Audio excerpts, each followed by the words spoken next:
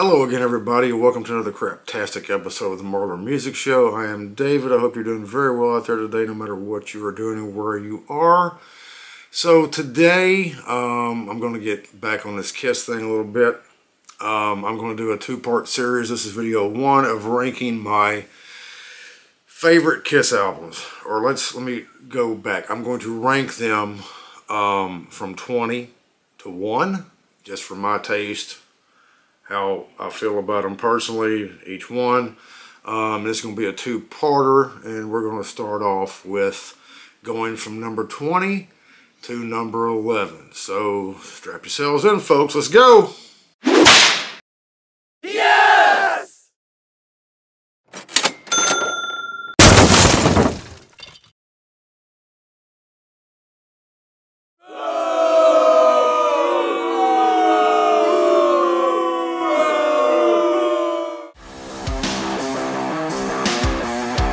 He's Marler, and this is his music show.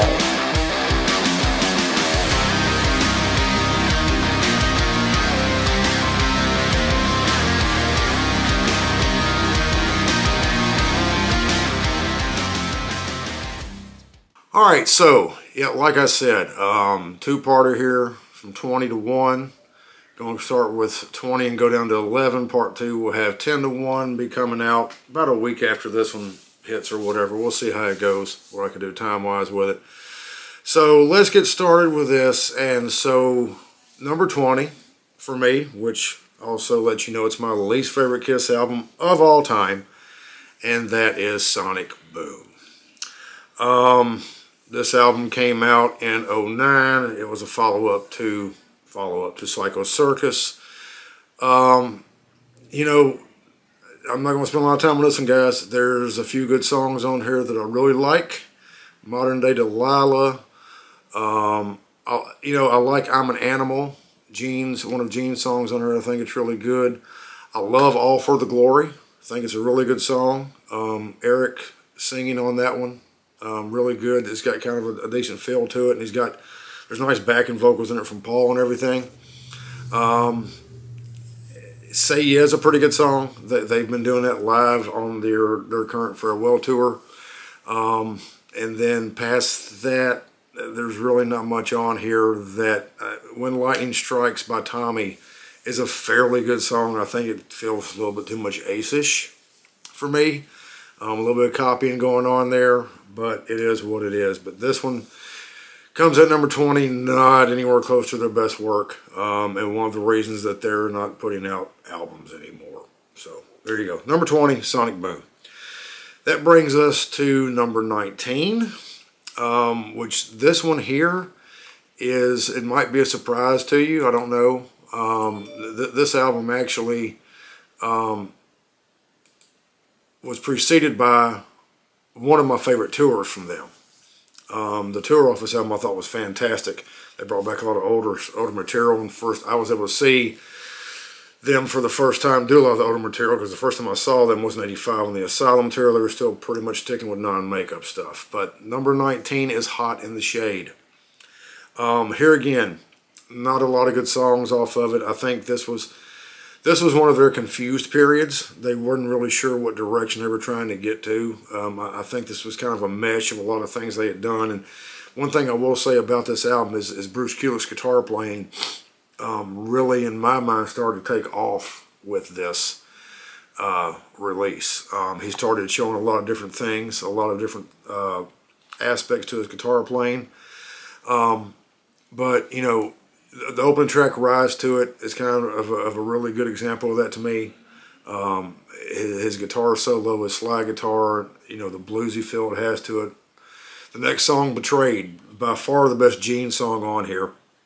In fact, one of the better songs that Gene had done in several albums, in my opinion. Probably since Burn Bitch Burn off Animalize. Hide Your Heart, you know, that's a song that... and this is in one of my reviews I did earlier about October Kiss albums. You know, Hide Your Heart's a song that, you know, was written by like 15 people and covered by another 20, and Kiss did it, and it was a fairly decent song. It wasn't great in my mind. Ace's version on Trouble Walking to me was just as good or better, you know. So, but, you know, you get past that, you know, you've got Forever, which was probably the first true ballad they had done since Beth. It's better than Beth. Not as good, I think, as Every Time I Look at You off Revenge. But I'm a little biased on that album, and you'll find out later on about that.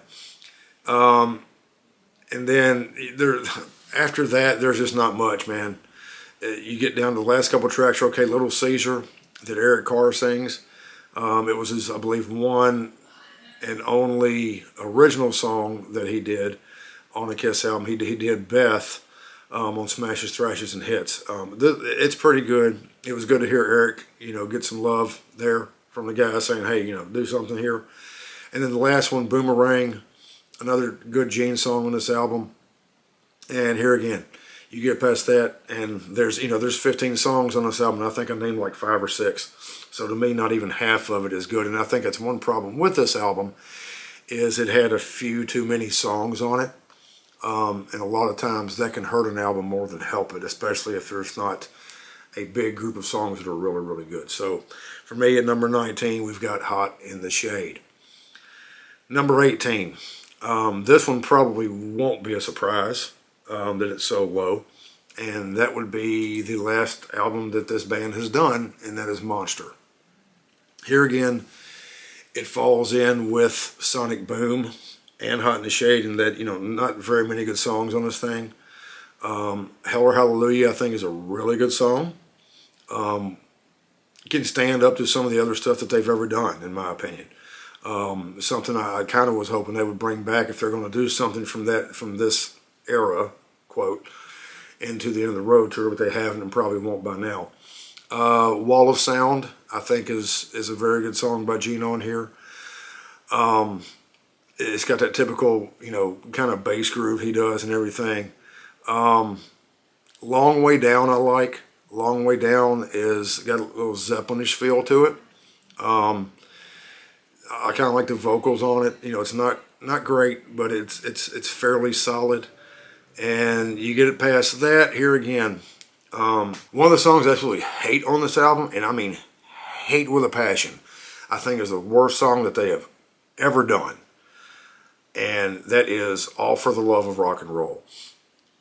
It is a clear attempt, to me, of Eric trying to sound like Peter, trying to write something like Peter. Whether it was written for Eric or not, it's totally, that's what they were going for. And I think it's pathetically horrible, one of the worst songs ever, and that's that. That's all I'm saying about that one. After that, you know, you've got The Devil Is Me. I think I mentioned that already. It's a good song from Gene. Not great, but it's solid. Out of This World is a really good song, I feel like. You know, it's another Tommy song, kind of got the Space Man feel to it or whatever, but I do like that song quite a bit. I think it's one of the better ones on the album. And then you've got Take Me Down Below and Last Chance, which they're okay songs. You know, this album is a lot more solid, which isn't saying a lot. But to me, it's quite a bit more solid than Sonic Boom or Hot in the Shade. You know, it's not, you know, it's in the bottom 5, but it's okay. But as far as my rankings for it, and another problem is the song I mentioned, it's like so bad that, and there's a couple songs on here that are so bad that Eat Your Heart Out's another one that are so bad that just brings the rest of the album down for me. So anyway, Monster, number 18. All right, moving on. Number 17. This one, I keep saying this might be a surprise that it wasn't lower. Maybe for some of you guys it might be a surprise that it wasn't higher. One of my best friends who's a big Kiss fan, this has become one of his favorite Kiss albums of all time, and that is The Elder. The Elder is a weird one, and I'm kind of speaking the obvious there, but it's one that, you know, when it came out, I was 9. A huge Kiss fan, but I knew nothing about it. Like, I never knew The Elder even existed until probably 84 or so. when a friend of mine brought it to me and said, "Have you ever heard this?" I'm like, "No, what is this?" It's Kiss. Well, like, but what is it? I've never heard it. And so gave it a listen, and I couldn't listen to it. I was like totally, it just didn't work. And so over the years, and I remember getting this. The only reason I bought it is I never owned it on tape. I think I had a duplicate copy somebody had made me. Never had it on LP. I do now have it on LP. But back when I started working regularly and starting to get some money, I was trying to get all of Kiss's stuff on CD. And so I went out to buy this, and actually had to have the record store order it. That's how long ago this was, when record stores had to do special orders for stuff. Order it, and so it would, you know, kind of start to complete the collection, right? And so I listened to it a little bit more over the years, and it grew on me because musically it's pretty good. Some of the songs are well written. The concept is a concept album, which is weird for them, but you got to think about it too. It's also probably it was the first album to that point where it wasn't like a drugs, or not drugs, sex and rock and roll thing. They wasn't in the drug thing, but there was nothing about sex or girls or anything too much in this. And it honestly, it's got some really good songs that have grown on me over the years. You know, I like Under the Rose is pretty cool. Dark Light, I think, is a pretty good song. Roll Without Heroes actually really grew on me. I got to actually see them do that at the Kiss convention in Nashville back in '95. And it was really cool seeing it. Actually, you know, they did it on Unplugged, and it became, you know, kind of a staple for a while, and it really showed the versatility of Gene's voice, hearing him sing his actual singing voice, right? By far the best song on here is, to me, The Oath. Very good song. Love the guitar riff in it, love the groove of it. It's a really good song. You get past that, there's not much. You know, Mr. Blackwell it sounds like something that should have been on Gene's solo album. Escape from the Island's pretty cool. I kind of like that a little bit. And I is a catchy, it's one of those, to me, that it was this album shouted out loud, you know. I don't know if that's the feel they were going for, but that's kind of the way it presented itself lyrically and stylistically and with the delivery of it. And so, you know, it's okay. And so this album is one that, yeah, you know, it's in the bottom 5, but it's grown on me over the years. And, you know, definitely when I first came onto this album, of course, you take Hot in the Shade, Sonic Boom Monster off, it is last, right? But it definitely would have been last, you know, 40 years ago or however long ago it was when I actually got turned on to this. So The Elder is at number 17. Moving on to number 16, Unmasked, the follow-up to Dynasty. Once again, a very strange album for them. They were kind of continuing this kind of disco popish feel that they'd had with Dynasty. Peter's nowhere to be found on the album playing. Ace is barely there. This tour never did anything in the States. It was strictly overseas. And the album, you know, excuse me, I'm sorry guys, I'm still fighting this cold just a little bit, bear with me. I remember this album came out, I didn't even know it was out. So like, when Dynasty came out, I was young, but my brother took me on to it and everything, and this came out, and there was like nothing. Nobody hardly knew about it. I walked in the record store one day with a lady who used to babysit me from time to time, and she'd buy me Kiss albums if I didn't have it or want or whatever. And so I saw this, and I was like, oh, this must be new, you know, 8-year-old me. And so I bought it, went home, listened to it, wasn't overly impressed. You know, this album, it's me, it's Dynasty 2 for the most part, is what this is. You know, Is That You is a good song. Shandy is okay. It is what it is. It's a popular little ballady thing that is huge in Australia, apparently. They do it every time they play over there. Talk to Me one of the highest points on the album because of Ace. Ace was still writing good songs during all this bullshit they were going through. He was still writing really good songs. I like it. You get past that, you know, another Ace song, Two Sides of the Coin. That's a pretty good song. Torpedo Girl, another good song. Pretty much all the rest of them on this album, I'm not crazy about. Naked City is the one Gene song that I do like on this album. What Makes the World Go Around is pretty good from Paul. And then it's just, I don't like She's So European. It's real disco heavy. It's most of this album, about half these songs I like. The other half I can, you know, do with or without. Not bother me. So Unmasked at number 16. All right, getting into the second half here. At number 15 is the aforementioned predecessor to Unmasked, and that is Dynasty. You know, you don't have to have, you could have lived under a rock really and know about Dynasty, even if you're not a big Kiss fan, because of one song, I Was Made for Loving You. It's one of their biggest hits ever. It's one of their biggest hits worldwide. It is a song that they've kept in the set list pretty constantly ever since, I guess, a Revenge tour, really. You know, they started playing, I know they started doing it on Hot in the Shade again, I think, and then Revenge, and then they did it, started putting in the set list in the reunion tour. And anyway, it's been the set list for a lot of their career, especially over the past 25, 30 years. I don't think it's the best song on the album. It's the most popular for sure. I don't think it's the best.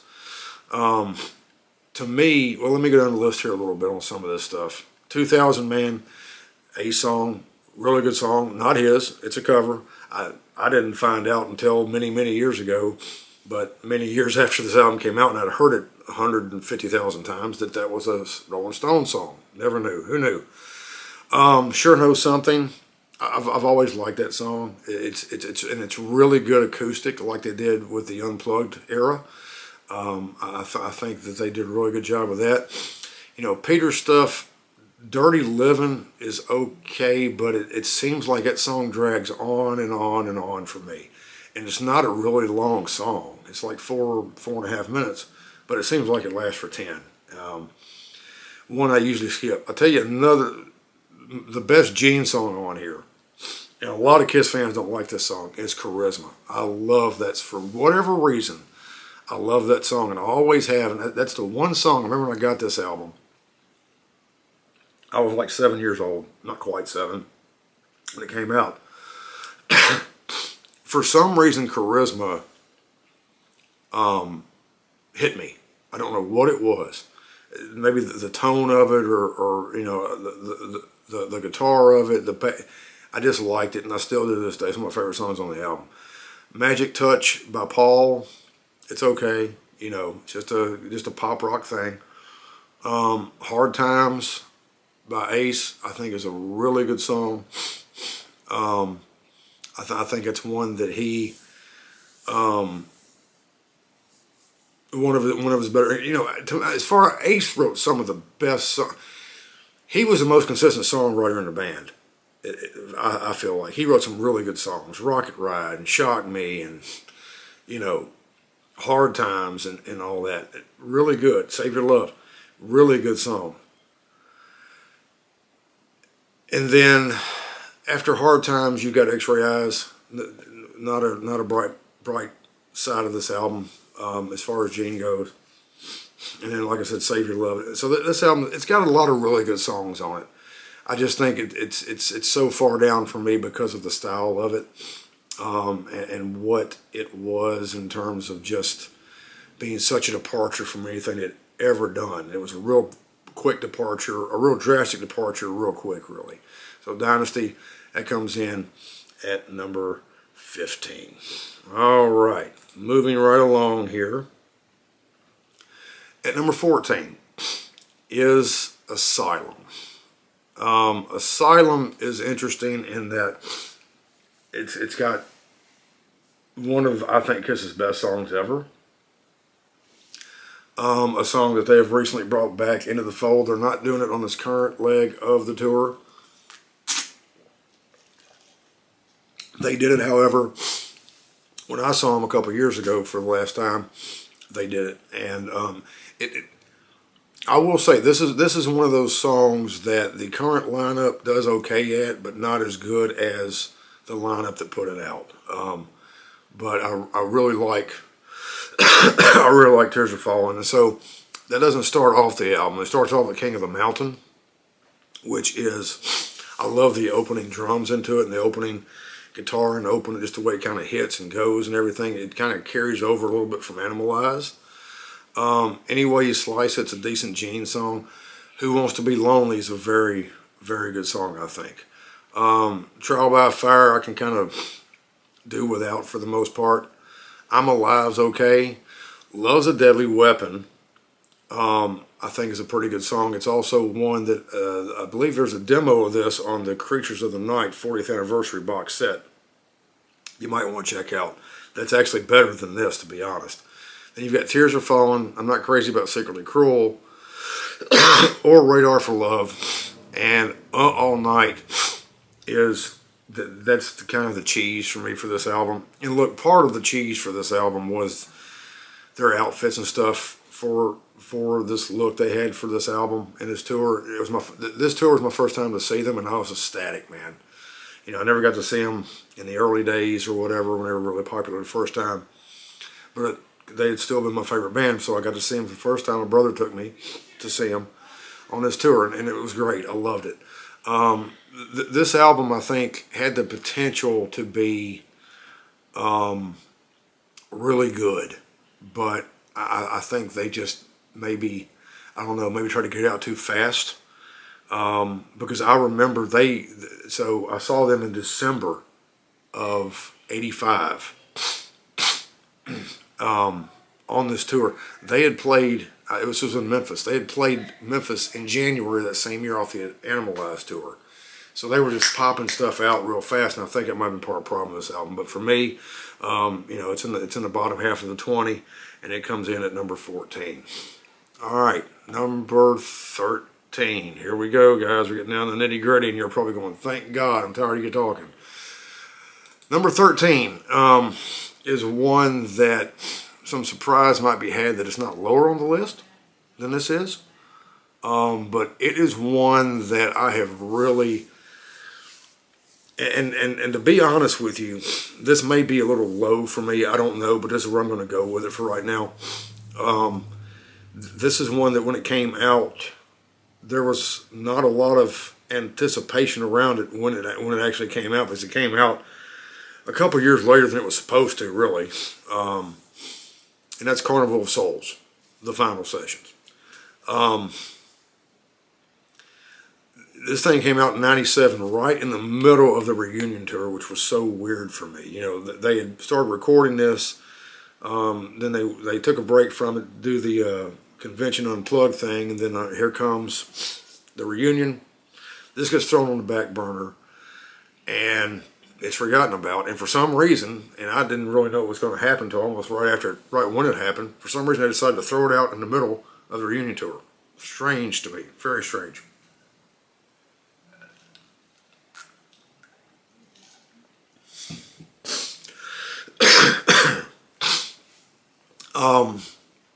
But it's weird because it came out, and a friend of mine who was a semi-Kiss fan, not diehard like me, was like, you see, here, you know, I think they'd released The Jungle as the first single. Some of this had leaked about a year earlier, and I heard a few songs off of it. Jungle wasn't one. Hate was one. I can't remember what it was. And so they released The Jungle, started getting radio play.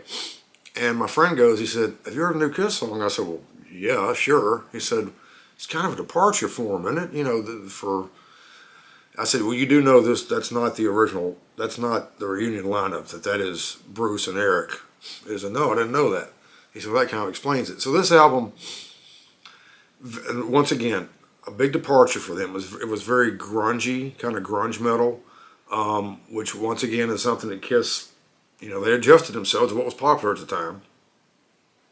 They'd done it several times in their career, Dynasty, Asylum in a way. And so, you know, if you look at the tracks here, Hate, I love, Hate. Rain's pretty good.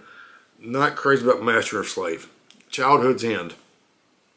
I really like that song.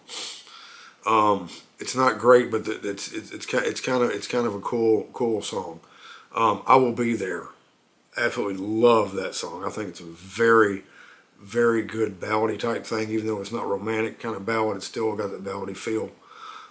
Jungle, really, really good song. In My Head, not crazy about it. It's now the guitar playing. I will say this about even the songs I'll mention that I'm not crazy about. The guitar, Bruce's guitar playing on this album is, in my mind, phenomenal. He really, I think he had started peaking around Hot in the Shade and Revenge, and with this, he really made this album sound what it is, and he made it, for it not to be a big release for him or whatever, he made it very, very more listenable probably than it might have been. Because if they'd released this album when they're supposed to, I'm not sure they could have survived, honestly, after this. And then you've got It Never Goes Away. It's an okay song. Seduction of the Innocent, I'm not crazy about. I Confess, I really like, because it's Bruce Kulick's only vocal and on any album that he did with them. And I think Bruce showed he had a pretty good voice, and it was a well-written song. And then In the Mirror is one of my favorites on this album. And so this album, it's got a lot of songs that I like. You know, I've got it as low as I do because it's just not any kind of typical Kiss sound, which is good. You know, Kiss has been a very versatile band, and they proved that they can pull this off. But, you know, for right now, at least, for me, it's at number 13. All right, moving on. We got two more left in this episode, and that is at number 12, we have Animalize. This is one that, when Heaven's on Fire came out, I thought was the best song that they had done in years. Well, yeah, probably the best song in years. It had been a while. Some of the stuff off Creatures, maybe. But anyway, it became a pretty big hit, and it really kind of elevated them again. And, you know, I really loved this song when it came out, and everybody did. And the album itself, man, you know, it's one of those things where, you know, I got it on LP, and so, like, the first side is great. I've Had Enough Into the Fire. Favorite song on the album by far. Love that frickin' song. It's badass. Heaven's on Fire. Burn, Bitch, Burn. That Gene, In Your Face, you know, demon type song. Great. I like Get All You Can Take. It's a pretty solid song. I don't like Lonely as a Hunter. Under the Gun. Very, very good song. Was always a very good song live when they did it too. And then you get past that, Thrills in the Night, a little too poppy. While the City Sleeps and Murder in High Heels, not their best work. And for me, this album is honestly ranked higher than Carnival of Souls, mainly because of about 3 songs that I think are 3 of their best ever. And that's, you know, I've Had Enough, Heaven's on Fire, and Burn, Bitch, Burn. And, you know, you throw the Gun in there, and then past that, it's not that great of an album. And that's it. That's at number 12. And then we go to the last one on this list, the 11 through 20 list, and that is Dress to Kill. Dress to Kill, their third release. It was their third release in just, I mean, it wasn't even a year and a half, man, between their debut album and this. They were trying to get stuff out there and make sure that they could, you know, try to keep their name and keep a record contract. And, you know, it wasn't looking too good. They released Rock and Roll All Night off of it, which it's a Rock and Roll Night's Rock and Roll All Night. What can you say about it? You know, ironically though, this isn't the version that catapulted them into stardom.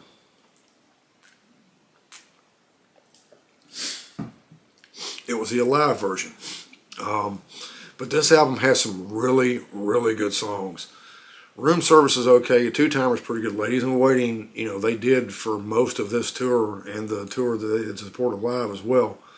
Getaway is a good Peter song. One song I absolutely love on here too is Rock Bottom. Rock Bottom is, I love the acoustic intro to this. It's almost a little too long on this version. I think it's about long enough on the live version and the unplugged version. Also, this song is very good unplugged. I've always loved that song. Come On and Love Me, one of my all-time favorite Paul songs. You know, once again, the live version is a lot better, but this version isn't too bad in its own way. Anything from My Baby, that's a pretty good song. Another one of my favorites is on here of all time is She, especially the live version, and then the way they do the interlude live that leads into Ace's solo. This version here is pretty good. It's hard to diss it too much. You got Love Her All I Can. That's another pretty good song. They've done that several times. Sometimes they'll throw that out there on just, you know, off shows or whatever. I actually saw them do it acoustically at the convention thing. And then it rounds out with Rock and Roll All Night. There's not much to say about that. That's Rock and Roll All Night. That is what Kiss basically built their legacy on. So anyway, there you have my 11 through 20 ranked Kiss albums. I had a little bit of trouble with this bottom half because there's actually a couple of these, and I'll mention them in the next one, that could have gone into the top 10 and replaced them. But, you know, I base this a lot on, you know, over the years, how much I've listened to these albums, what they meant to me when they came out, my anticipation about them when they came out. There's a lot of things that makes them my top whatever, in whatever order that I have them in. So, anyway, you guys, hey, let me know what you think about this list, what you think the order should be, shouldn't be, what should be thrown out and put in from the other 10 or this, that, and the other. And let's just have a conversation about it. You know, comment below.